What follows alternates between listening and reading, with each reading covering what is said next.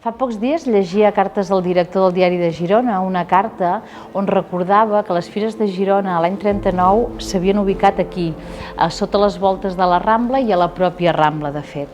Recordava aquest escenari trist perquè era la finalització de la Guerra Civil, però també deia una cosa que em va fer pensar, i és que just a les Fires de Girona era quan la gent estrenava els guants, el gorro, l'abric. Jo de fet encara ho recordo, i no cal dir que en aquestes Fires de Girona i en aquestes últimes hem vist com hem pogut anar pràcticament amb màniga curta a les Fires de Girona i com l'estiu es va allargassant a la tardor i sembla que no acaba mai i que les estacions ja no són transicions tan clares, sinó que es van difuminant.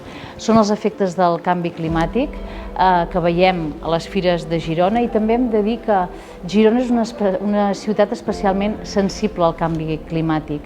Com podem solucionar això? Com podem fer que sigui una ciutat més sostenible, més adaptada? Doncs per un costat, treballant totes aquelles zones que ara són asfalt i que es poden convertir en zones verdes, les transicions entre els rius, l'anella verda i l'espai urbà, convertint-lo també en espais de naturalesa que entren a dins de la ciutat. Això per un costat, però també reduint les activitats que generen emissions de diòxid de carboni, que és el causant del canvi climàtic, com pot ser la pròpia mobilitat, com pot ser la generació d'energia elèctrica, el cicle de l'aigua o els residus. Actuar en aquestes activitats ens ajuda també a disminuir les emissions de diòxid de carboni i tenir una ciutat més sostenible i més resilient.